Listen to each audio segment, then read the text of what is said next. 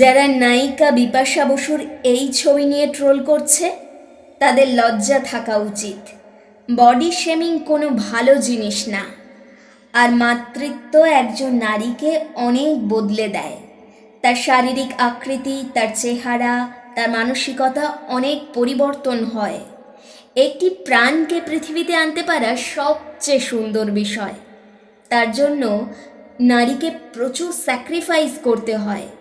হয়তো সময়ের পরিক্রমায় বিপাশা বসু নিজেকে গুছিয়ে নেবেন, আবার ফিট হবেন, আর তা না হলেও নিজের জীবন নিয়ে তিনি সুখেই থাকবেন। এই জীবনে তার অর্জন অনেক, তবে আপনাদের মতো আনফিট মানসিকতার মানুষদের অর্জন কতটুকু সেটা কি ভেবে দেখেছেন?